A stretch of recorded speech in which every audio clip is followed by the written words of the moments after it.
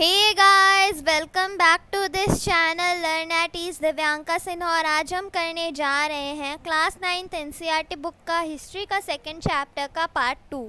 तो अगर आपने इससे पहले वाला पार्ट नहीं देखा है तो जल्दी से मेरे चैनल पर विज़िट करिए और पहले वाला वीडियो देख लीजिए ताकि आपको समझ आए कि किन तरीके की सोच थी रशिया में। तो हमने पिछले वीडियो में डिस्कस किया था कि यहाँ पे 3 तरीके के ग्रुप्स में फॉर्म हो गए हैं लोग, liberals, radicals and the next one is conservatives. Yes, तो अब हम देखेंगे कि क्या क्या सर्कमस्टांसेस हुई जिसके कारण रशियन रेवोल्यूशन हुआ। तो चलिए स्टार्ट करते हैं आज का video lecture, industrial society and social change. तो आज हम देखेंगे इंडस्ट्रियल सोसाइटी के बारे में और जो सोशल चेंज है उसके बारे में। These political trends were signs of a new time। तो ये जितने भी political trends थे ये सारे एक नए टाइम का, नई शुरुआत के साइंस थे। It was a time of profound social and economical changes। और ये टाइम था जिस पे हम profound करें अपने social और economical changes को। It was a time when new cities came up and new industrialized regions developed। और ये वो समय था जब नए नए सिटीज़ आई सामने और नए नए इंडस्ट्रियलाइज्ड एरियाज़ जो है, रीजन्स जो है सामने आए। Railways expanded and the industrial revolution accord. Railways जो है वो एक्सपांड हो गए और अब क्या शुरू हो गया, इंडस्ट्रियल रेवोल्यूशन। तो ये रशियन रेवोल्यूशन से पहले का सर्कमस्टांसेस है। तो अभी क्या शुरू हो गया हमारा, इंडस्ट्रियल रेवोल्यूशन। कहाँ, रशिया में। Industrialisation bought man, women and children to factories. तो इंडस्ट्रियलाइजेशन के कारण जितने भी लोग थे, मैन, वुमेन, चिल्ड्रन, सबको कहाँ आना पड़ गया, फैक्ट्रीज में। Working hours way often long and wages way poor. जितने भी वर्किंग आवर्स थे वो बहुत ज़्यादा लंबे लंबे थे और जो वेजेस थी वो बहुत ही कम थी। अनएम्प्लॉयमेंट वॉज कॉमन, और अनएम्प्लॉयमेंट जो थी वो कॉमन थी, particularly during times of low demands for industrial goods. और जब बहुत ही कम डिमांड था इंडस्ट्रियल गुड्स का उस समय तो बहुत ज़्यादा। Housing and sanitisation were problem since towns were growing rapidly. Housing और सैनिटाइजेशन वगैरह इन सब की प्रॉब्लम्स थी, इतनी बुरी बुरी हालत हो गई थी वहाँ पे, अब हम देखेंगे।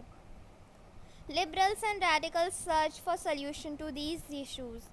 तो लिबरल्स और रेडिकल्स जो हैं, जो चाहते हैं कि ऐसा ना हो, जो इक्वलिटी चाहते हैं कुछ चीज़ों में, लेकिन वो दोनों तरीके से डेमोक्रेटिक नहीं है, तो वो इसके लिए, इन सारे इश्यूज़ के लिए कुछ सल्यूशंस पाना चाहते हैं। तो देखो, आप यहाँ देख सकते हो इंडस्ट्रियलाइजेशन पे कैसी हालत हो गई थी, सब एक कमरे में बंद हैं। Almost all industries were the property of individual. जितनी भी इंडस्ट्रीज थी सब प्राइवेट प्रॉपर्टी थी, ओके, ज़्यादातर मतलब almost. Liberals and radicals himself were often property owners and employers. Liberals और रेडिकल्स कुछ तो प्रॉपर्टी ओनर्स भी थे और कुछ एम्प्लॉयर्स भी थे। Having made their wealth through trade और industrial ventures, they felt that such effort should be encouraged, that its benefit would be achieved if the worker force in the economy was healthy and citizens were educated. तो ये अच्छे से इनका profit अगर ले सकते हैं तो ऐसा होगा जब वो सारे सिटीजन्स हेल्दी हो और अच्छे से एजुकेटेड हो। हमें इन सब के लिए कोई सोल्यूशन ढूंढना होगा तब, ताकि सबका अच्छे से ज़िंदगी कटे। Opposed to the privileges the old aristocracy had by birth, they firmly believed in the value of individual effort, labor and enterprise। तो जो पहले का चलता था कि बाई बर्थ से जो चलने वाला सिस्टम था ना, एरिस्टोक्रेसी वहाँ पे जो थी, उसमें वो बिलीव नहीं करते थे। वो बिलीव करते थे इंडिविजुअल एफर्ट पे, लेबर का इंटरप्राइजेस पे, और इंटरप्राइजेस पे लेबर्स पे, और इंटरप्राइजेस पे, ठीक है। If freedom of individuals were ensured, if the poor could labour, if the poor could labor and those with capital could operate without restraint, they believe that society would develop। जब वहाँ जो लोग हैं, गरीब भी हैं, वो भी लेबर के जैसे हो ना, ऐसा ना हो, और सबकी फ्रीडम इंश्योर की जाए, कैपिटल जो सब है वो रेस्ट्रेन किया जाए, तब वो बिलीव करते थे कि इससे सोसाइटी जो है डेवलप करेगी। Many working man and women who wanted changes in the world rallied and around liberals and radicals group and parties in the early 19th century. तो जो भी चाहते थे ऐसे चेंजेस आए, उन्होंने रैली बनानी शुरू कर दी लिबरल्स और रेडिकल्स के आमने सामने। और जो उन्होंने बहुत सारी पार्टीज़ में भी अपने ग्रुप्स बना लिए 19th सेंचुरी से पहले। Some nationalists, radicals, and liberals wanted revolutions to put an end to the kind of government established in Europe in 1815. तो ये सब चाहते थे कि कुछ ऐसे रेवोल्यूशंस हो जिससे कि ये जो गवर्नमेंट अभी हमारी चल रही है मोनार्की वाली, ये ख़त्म हो जाए. In France, Italy, Germany, and Russia, they became revolutionaries and worked to overthrow existing monarchs. तब सबने revolution करना शुरू कर दिया ताकि वो overthrow कर सके जितने भी existing monarch हैं. Nationalists talked of revolutions that would create nations. Nationalists ने talk करना शुरू कर दिया, बातें करना शुरू कर दी कि अब हमें revolution करने पड़ेंगे जिससे कि nation बने, where all citizens would have equal rights, जहाँ पे सारे इंसान को जितने भी individual है सबको equal rights मिले. आफ्टर 1815, अब 1815 के बाद जो ग्यूस्पी मजीनी है ना, एन इटालियन नेशनलिस्ट, उन्होंने क्या किया, conspired with others to achieve this in Italy. तो इन्होंने कॉन्स्पायर किया, ऐसी उन्होंने रैलीज बनाई, लोगों के साथ ग्रुप फॉर्म किए ताकि ये वो इटली में भी अचीव कर सकें. Nationalist elsewhere including India read his writing. Nationalist जितने भी अलग अलग कंट्रीज़ में थे, जैसे कि इंडिया का ही ले लो, उन्होंने इनकी राइटिंग्स को पढ़ा. The coming of socialism to Europe. अब हम देखेंगे जो सोशलिज्म आया यूरोप में वो कैसे आया.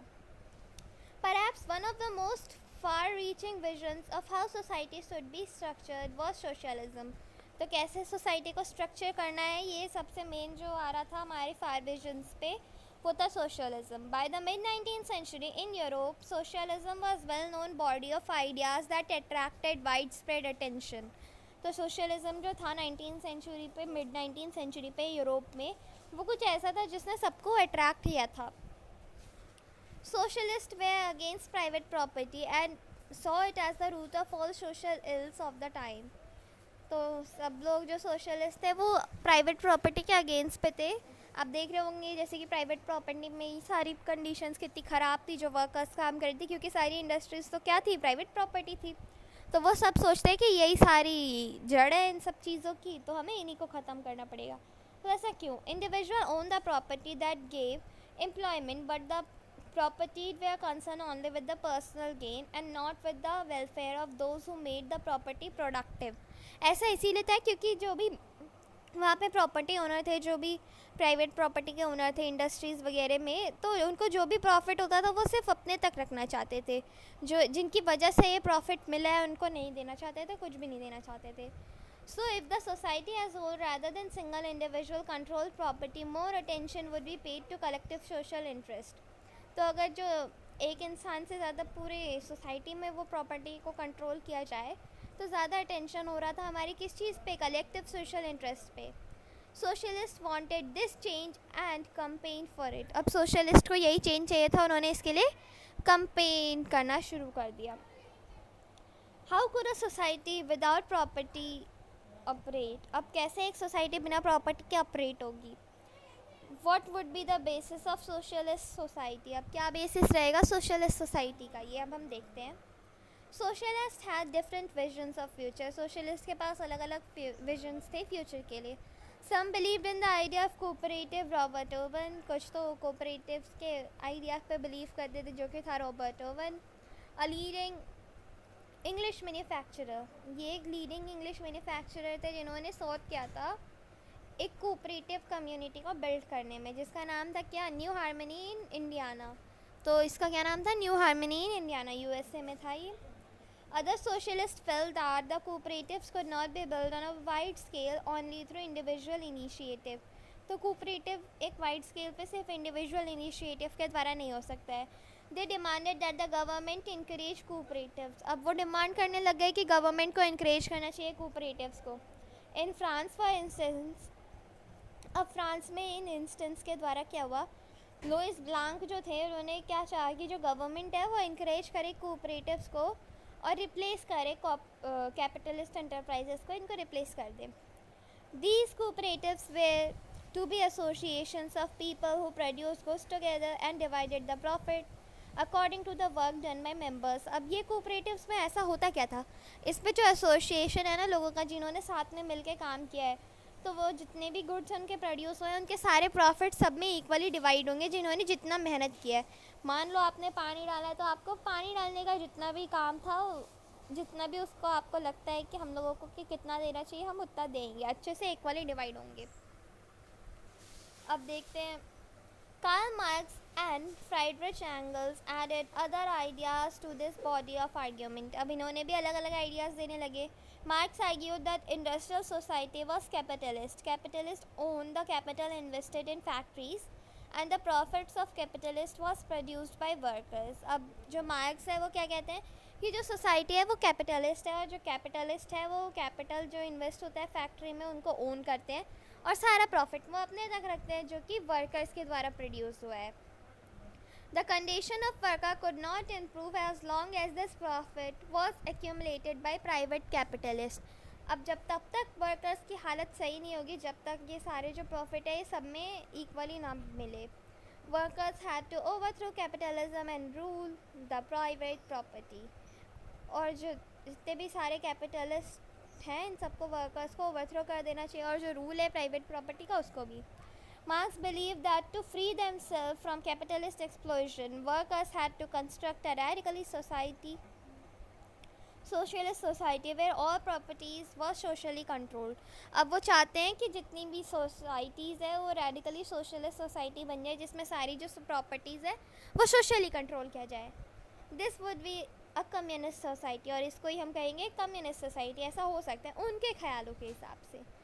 He was convinced that workers would trump in their conflict with capitalists. अब वो सोचते हैं कि वर्कर्स जो हैं ट्रम्प करेंगे अपने इन सारी कॉन्फ्लिक्ट जो है कैपिटलिस्ट के द्वारा।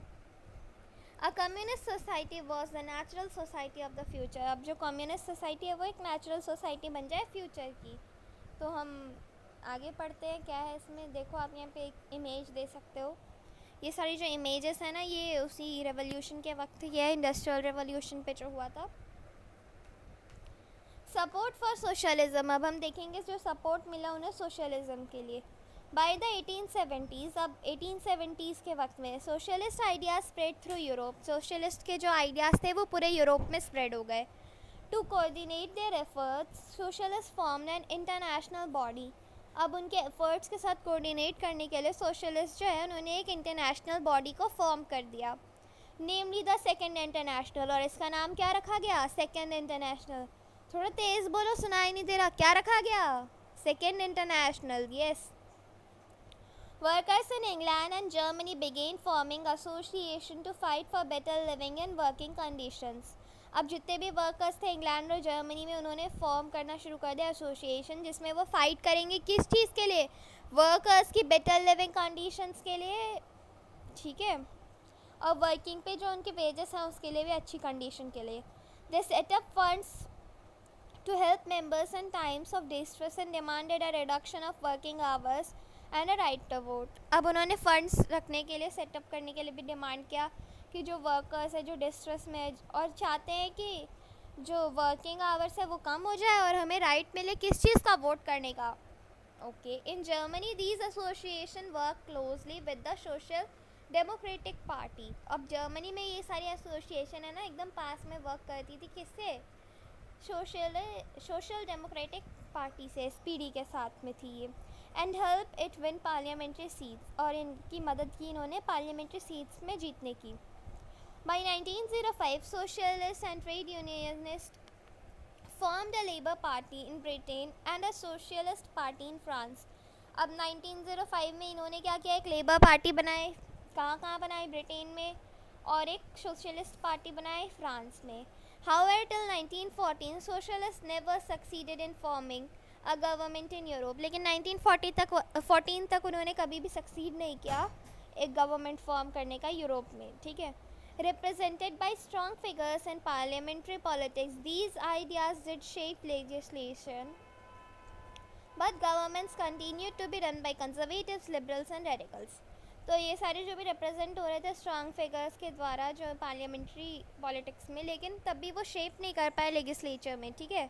लेजिस्लेशन में वो अपने आप को शेप नहीं कर पाए। और अभी भी जो गवर्नमेंट है वो तीन ही लोगों के द्वारा रन कर रही है, तीन ही पार्टी के द्वारा, रेडिकल्स, लिबरल्स एंड कंजर्वेटिव्स। तो इसके आगे का हम डिस्कस करेंगे अपने नेक्स्ट वीडियो में, जो कि है इंडस्ट्रियल रेवोल्यूशन के बारे में। तो ये आपका इस चैप्टर का मेन टॉपिक है, तो हम इसको कल अच्छे से डिस्कस करेंगे। इसका मैं आपको एक ब्रीफ आइडिया दे दूँ ये जो रशियन रेवोल्यूशन में जब हम जिसको हटाना चाह रहे थे ना, जिस मोनार्क को, उसका नाम था ज़ार निकोलस टू, या फिर आप कह सकते हो ज़ार निकोलस सेकेंड।